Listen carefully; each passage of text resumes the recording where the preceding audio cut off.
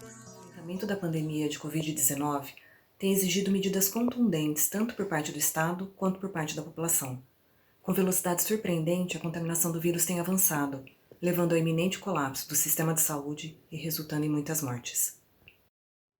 A grave crise sanitária tem evidenciado de maneira drástica e violenta as profundas desigualdades sociais, econômicas, étnico-raciais, de gênero e de geração que marcam intensamente a realidade brasileira, sendo vivenciadas por grupos historicamente submetidos a tantas situações de sofrimento, opressão, exploração, violência e exclusão. Estamos diante de um evento extremo, que desafia as sociedades a repensar as suas estruturas. A execução de políticas neoliberais, pautadas na ideologia do livre mercado, definitivamente não apresenta condições para superar a grave crise sanitária que se impõe. A desestruturação das políticas sociais e o desmonte do Estado têm como dramática consequência o total desamparo social. No caso da população negra brasileira, os efeitos são devastadores. Associado às enfermidades características dos pertencentes ao grupo de risco como hipertensão, diabetes e principalmente a anemia falciforme.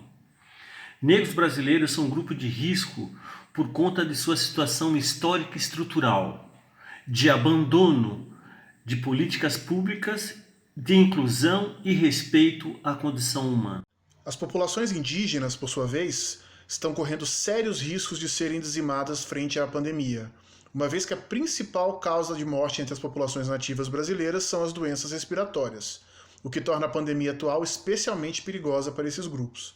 Além disso, sofrem com o desabastecimento e a desproteção. Para as comunidades quilombolas, a situação não é diferente.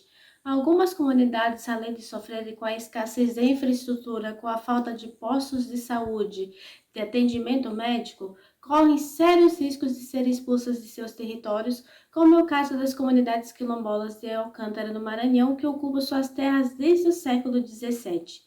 Nesse contexto de pandemia, as comunidades quilombolas encontram-se com as suas condições de vida fragilizadas e desprotegidas de seus direitos. É nesse contexto de profundas desigualdades que nós não podemos cometer o equívoco de definir ou construir ações institucionais que reproduzam as injustiças ou que sejam insuficientes.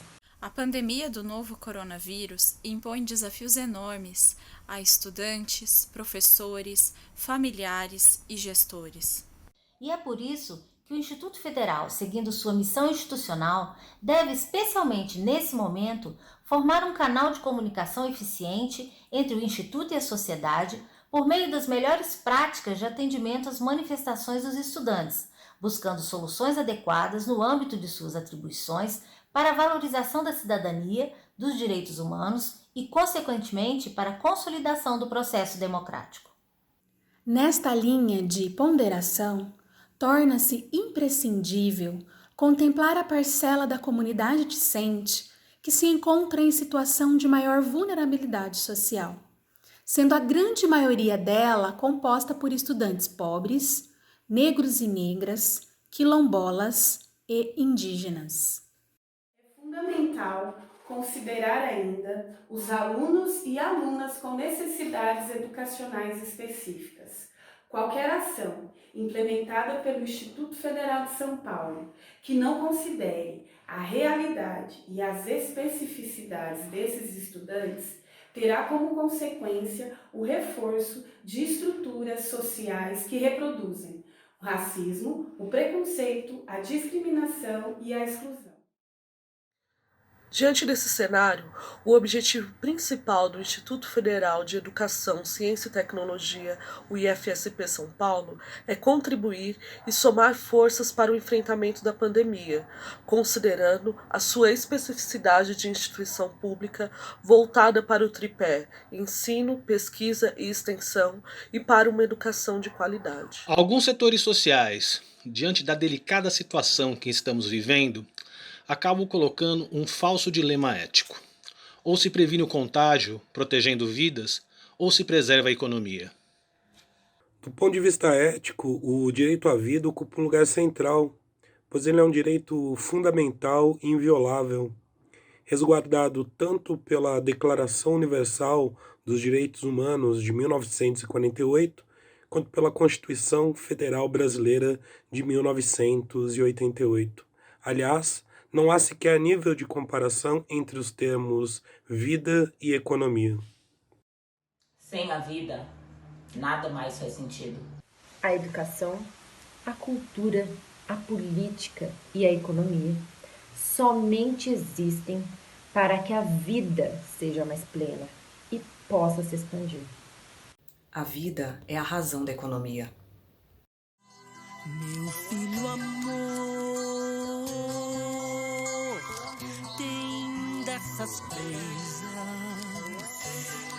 rude. Era 2006, eu com 11 atrás de Puma Disc, passou a fase do 12 mola, atrás de uma novinha pra primeiro tomei coragem, depois tomei um fora, inspiração foi os malucos de 125 na porta da escola, sem disfarçado, corte era 5 conto, relaxante no cabelo que pretinho decola, consciência